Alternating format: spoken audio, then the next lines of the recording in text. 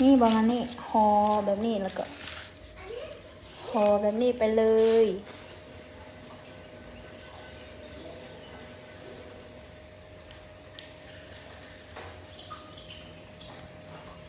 ตอนสุดท้ายแล้วเด้อก็คือเอาไปนึ่งเนาะทุกคน Ngahnya mahasih nonela total Domine tiga baganya Gamadu mai oli no tenge bolanya ฮัลโหลสบายดีทุกคนยินดีต้อนรับทุกคนเข้าสู่ซองนะคะยามีมื้อนี้คือเฮามาเฮ็ดข้าวดอกซอกกันเนาะทุกคนเพราะว่าอาคาน้อยเก็บข้าวดอกซอกมาอาคาน้อยเก็บดอกซอกมานะมาไว้แต่โดนแล้วแต่ว่าเฮาบ่มีเวลาเฮ็ดกินเนาะแล้วมื้อนี้คืออาคาน้อยไปสวนแต่ว่าเฮาคือได้เบิ่งของขวัญได้เบิ่งลูกนะก็เลยบ่ได้ไปเนาะทุกคนก็เลยว่าสิมาเฮ็ดข้าวดอกซอกกินกันนี่อันนี้คือดอกซอกเนาะทุกคนเดี๋ยวแชร์เบิ่งนี่คือดอกซอกหอมแท้หอมมาเดี๋ยวนี้ยังหอมอยู่หลังจากเฮาเก็บมาแล้วเราก็เฮาตักแห้งไว้นะตักแห้งไว้นี่ทุกคนดอกซอกของเฮาเนี่ยมันดอกเก็บมาใหม่ๆบ่ได้ถ่ายไว้เนาะแต่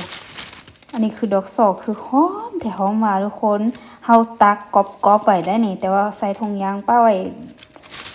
ประมาณที่ฮอดเดือนแล้วมันก็เลยบ่กรอบแล้วแต่ตอนนี้คือเฮาสิคั่วให้มันกรอบๆแล้วก็เฮ็ดมุนๆเฮามาเฮ็ดข้าวดอกซอกกันเนาะทุกคนหอมแต่หอมว่าหอมฟุ้งปิ้งฮอดนี่เลยส่วนหลายคนคนลาวเขาเจ้ามากินเนาะเขาเจ้ามาเฮ็ดกินหั้นนะเวลาบุญปีใหม่ลาวเขาเจ้ามาเฮ็ดข้าวดอกซอกกินกันเนาะมันก็ฮู้จักคนเขาเจ้าเฮ็ดกินแหละเฮาก็เลยมาเฮ็ดตามบ่ฮู้ว่าสูตรนี้จะคือของเขาบ่แต่ว่าเฮาก็จะเฮ็ดเท่าที่เฮ็ดได้เนาะขั้นที่เฮ็ดข้าวต้มข้าวดอกซอกเนาะก่อนอื่นเลยเฮาต้องมีดอกซอกนี่แหละดอกซอกหอมเดี๋ยวสิซอกดอกมันมาซอกเอาใส่หน้าปกให้เนาะอันนี้นะบ่ได้ถ่ายไว้แล้วก็นี่ต้องมีแป้งเนาะอันนี้แป้งข้าวเหนียวเด้อทุกคนหรือว่าเฮาหมดนี้ก็หม้อเองก็ได้เนาะแซ่บกว่าอันนี้เป็นข้าวแป้งที่เขาขายเนาะเฮาซื้อมาแล้วก็นี่สิ่งที่ขาดบ่ได้นั่นก็คือน้ำอ้อยเนาะนี่อ้อยแผ่นเนาะทุกคน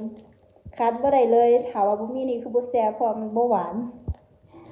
นี่แล้วก็สิ่งที่ขาดบ่ได้ในที่สุดก็คือใบตองนั่นเองใบตองตรงนี้นี่ห่อข้าวต้มนะอันนี้คือเก็บมาเมื่อวานเนาะพอดีไปทางสวนสิปลูกยางพารานะสิปลูกยางพาราเพิ่มแล้วก็ตัดมาเลยพอดีทางไปตัดไป ประมาณนี้เนาะได้มาแล้วเดี๋ยวเฮาก็สิเกียมเฮ็ดข้าวดอกซอกกันโอ้ว่าสิแซ่บบ่นี่4อย่างนี่คือขาดบ่ได้เนาะต้องมีแป้งแล้วก็ใบตองแล้วก็ข้าวดอกซอดอกซอข้าวดอกซอตลอดว่ะอันนี้ดอกซอแล้วก็น้ำอ้อยเนาะหรือว่าอันนี้ถ้าว่าบ่มีแท้บ่จำเป็นใส่ก็ได้แต่ว่าต้องมีนี่กับนี่เนาะถ้าว่ามีก็ใส่เพราะว่ามันจะหอมเลยตัวนี้นะแซ่บถ้าบ่ใส่อันนี้คือบ่หอมปานใดก่อนอื่นเลยค่ะต้องมาเลือกใบก่อนว่าใบมันสิประมาณใดนะเราก็เลยมาเลือกใบถ้าว่าแตกคือหอบ่ได้เราก็ต้องเลือกดีๆก่อนถ้ามาตัดมาใหม่ๆนี่ต้องได้ตากแดดหน่อยนึงก่อนเด้อมันจึงห่อได้เพราะมันจะกรอบนะตัวนี้มันจะแตกแล้วตัวนี้คือเก็บมาได้ 2-3 มื้อแล้วเขาก็เรียกว่าสิบ่ตักแล้วเฮ็ดเป็นแผ่นน้อยๆเลยนี่ประมาณนี้นะทุกคน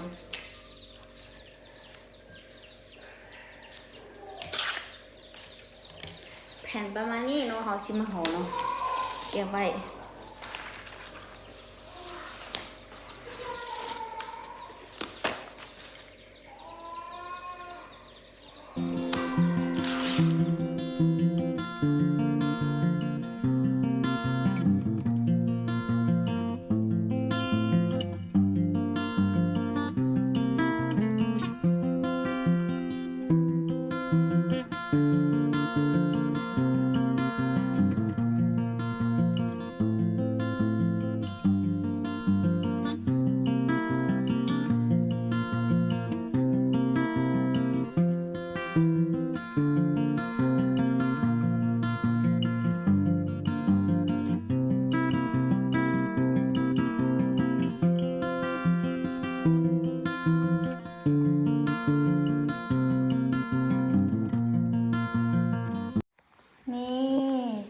ตองของเฮาก็จะออกมาประมาณนี้เนาะทุกคน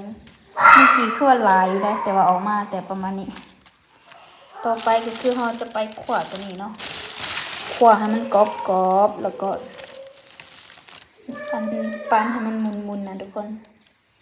หลังจากเฮาจีกใบตองแล้วเราก็เฮาก็สิมาต้มน้ำอ้อยเนาะทุกคนเฮาจะใส่3 แผ่นเนาะเพื่อแบบว่าให้มันหวานนะ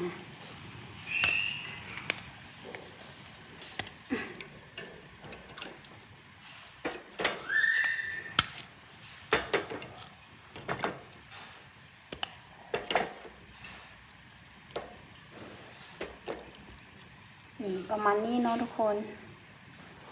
นี่ตอนนี้คือเราก็กำลังต้มน้ำอ้อยแล้วก็ในขณะที่กำลังต้มน้ำอ้อยเราก็จะมาคั่วนี่ดอกซอกันเนาะทุกคนดอกซอคนลืมมาจะเอิ้นดอกซอบ่ว่าคนเราจะเอิ้นอะไรเนาะคั่วกรอบๆแล้วก็เอาไปปั่นให้มันมุนๆเนาะทุกคนหรือว่าตำแหลกๆก็ได้คือกันนี่น้ำอ้อยของเราคือฟดแล้วนะทุกคนเดี๋ยวเราจะเอาคนก่อนตอนนี้ดอกซอคือแห้งเต็มที่แล้วทุกคนกรอบเต็มที่แล้วเกือบไหม้เลยกี่ บ่ได้เฮ็ดไฟอ่อนแล้วก็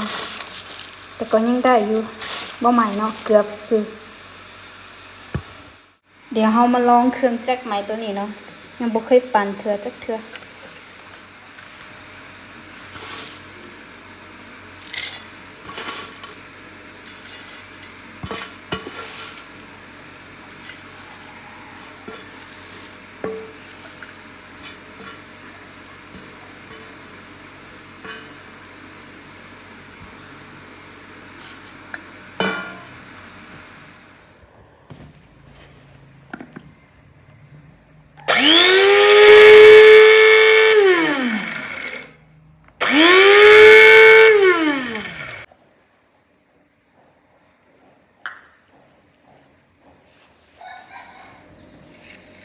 ป้าทุกคนบดละเอียดดีสุดเลย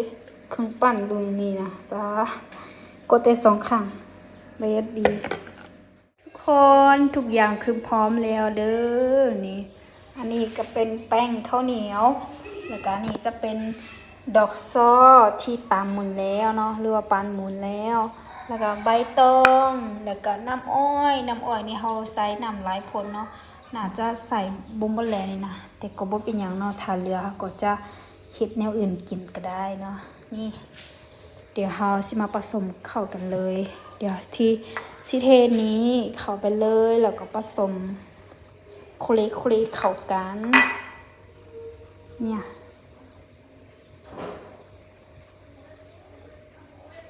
ใส่มือเลยเด้อทุกคน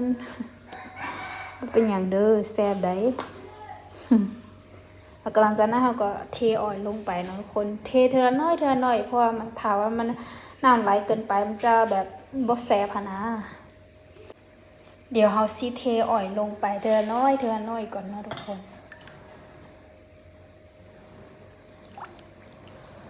ออยล์นี่ต้องปะให้มันเย็นลงก่อนได้ถ้าว่าบ่เย็น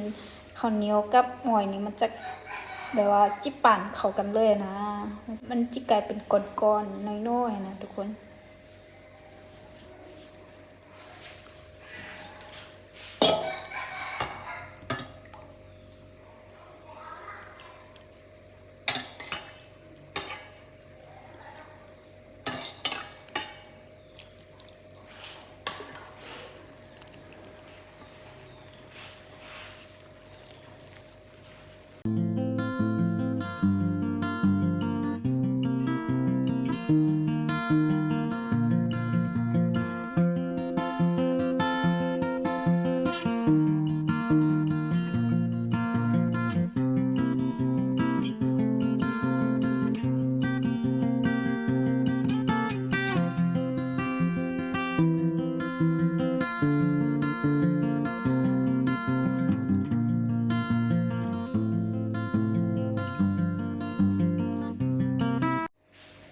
โอเคทุกคนขั้นตอน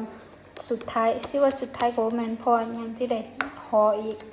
ตอนนี้คือผสมกับ อ้อยน้ำอ้อยแล้วเนาะทุกคนทำอิดว่าน้ำอ้อยน่ะจะเหลือหาที่จริงบ่เหลือเนาะทุกคนพอดีเข่าเลยเพราะแป้งมันหลายนะ1 โลได้นี่1 โลบ่แม่นน้อยๆได้นี่หอมมันดอกซอนะตอนนี้คือน้ำอ้อยก็แป้งเข่าทีแล้วนะทุกคนแล้วก็หลังจากนั้นเราก็สิมาห่อกันนะทุกคนถ้าว่าน้ำมันบ่พอเนี่ยมันจะแข็งบ่แซ่บเนาะน้ำแล้วก็ถ้าว่าน้ำลายก็บ่แซ่บมันจะห่อบ่ได้เลยมันจะเละๆประมาณนี้พอดีเลยเนาะทุกคนเดี๋ยวเฮาสิมาห่อข้าวดอกซอน้ำกันเนาะทุกคน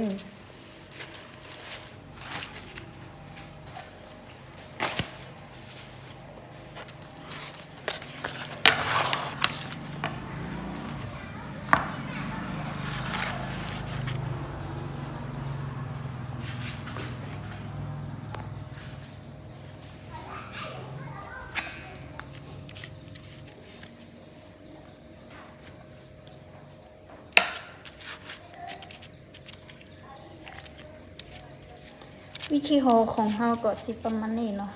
บนตามนี้เลย จะเห็นยาวๆเพราะว่าใบตองมันยาวค่ะนะ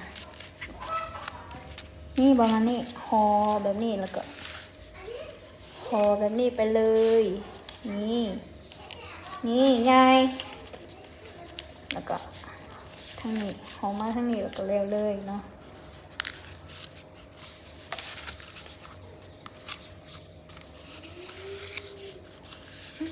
ใบตองมันกรอบนะทุกคนใบตากเราก็นี่ประมาณนี้นะทุกคนข้าวดอกโซคือเขาต้องห่อยาวๆแบบนี้เด้อมันจึงเบิ่งง่ายแล้วก็แบบแซ่บนะ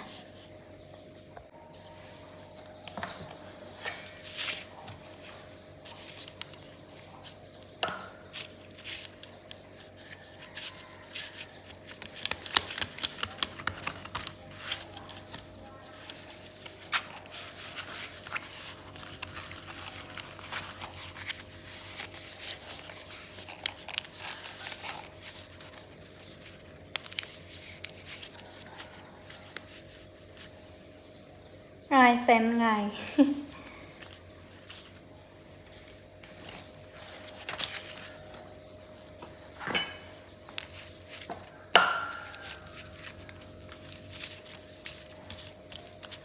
เฮ็ดบางๆมันสิแซ่บถ้าว่าหนาๆคือมันแข็งๆแล้วก็บ่ค่อยมักส่วนผู้ใดมักแข็งๆก็เฮ็ดหนาๆโลด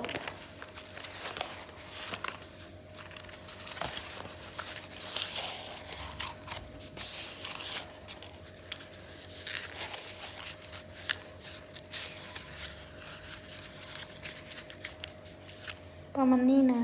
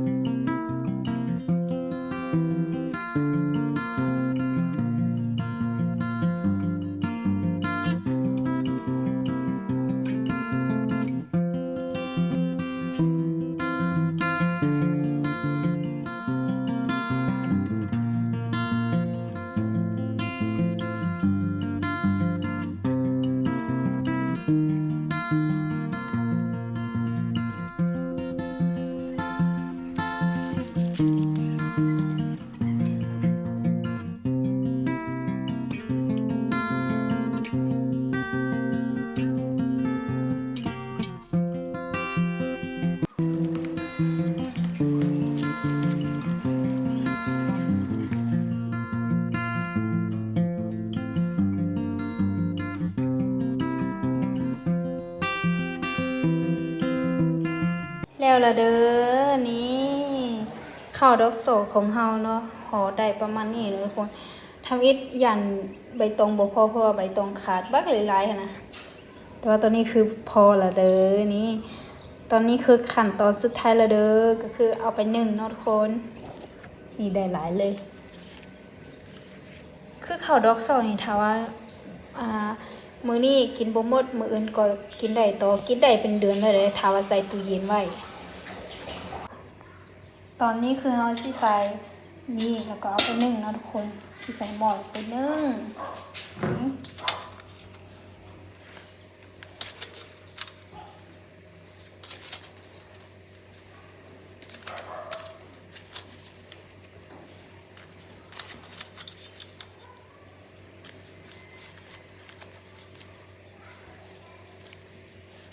ตอนนี้คือเราออกมานอกแล้วก็สิมาดังไฟอยู่นี่เนาะทุกคนแล้วก็สิหนึ่งอยู่นอกกันเนาะทุกคน คือเฮามาเอิ้นข้าวต้มตลอดเพราะว่าเฮามักเฮ็ดข้าวต้มตลอดหั้นนะปกติแล้วข้าวดอกสอนี่เพิ่นจะเฮ็ดกินช่วงสงกรานต์นี่แหละช่วงบุญปีใหม่ลาวนี่แหละทุกคนตอนนี้คือใกล้ๆสิฮอดแล้วแต่ก็เฮาก็เฮ็ดกินก่อนเลยนะอยากกินยามใดเฮ็ดเองก็ได้แต่ว่าเขาจะมาเฮ็ดช่วงนี้เนาะวันนี้เฮาก็เลยมาเฮ็ดข้าวดอกสอกินกันเนาะทุกคนแต่สิมาดักไฟนี่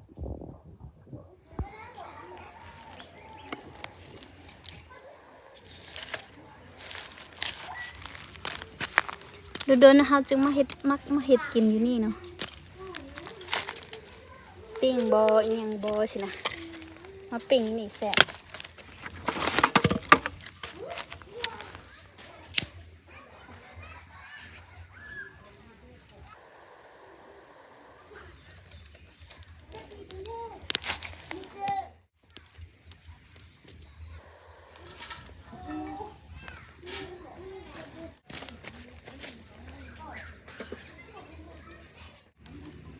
ตอนนี้คือเฮาก็เอามานึ่งอยู่นอกเนาะทุกคน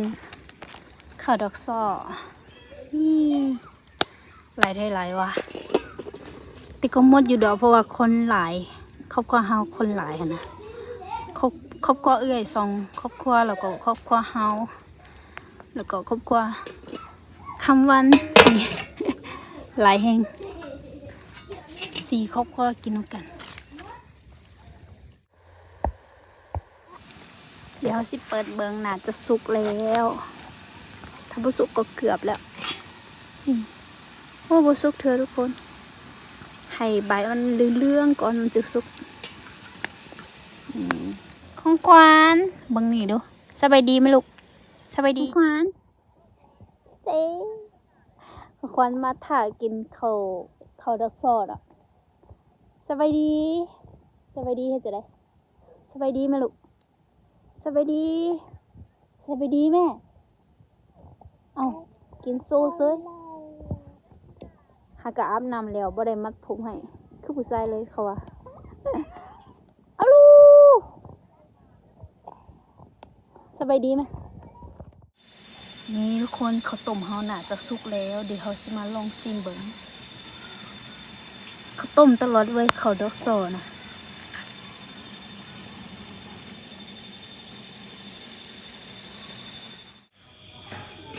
โอเค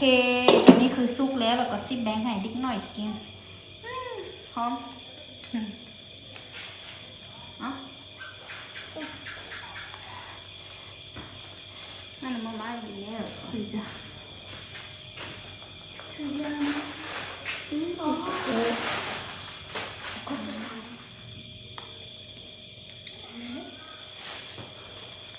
แซ่บบอก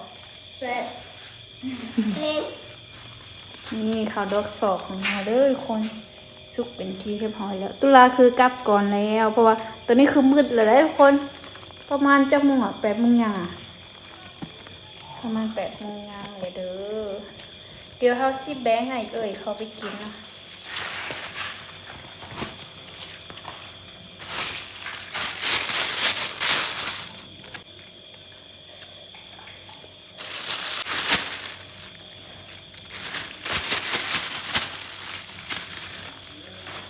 คนหน้าหนูแค่เลย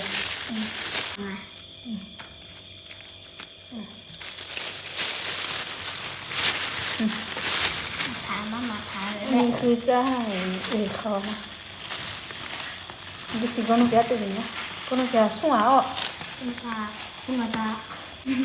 อะไรมีอะไรที่คนอันนี้มีครบคนหนึ่งเนาะเดี๋ยวซีคออยู่ให้เขาจะเอาเลยหลังจากแบกแล้วก็สิเหลือประมาณนี้เนาะทุกคนเดี๋ยวเราสิเอาเก็บไว้แล้วก็กินมื้ออื่นแดเพื่อให้มันเย็น ตอนเย็นๆนี่แซ่บสุดไปกิน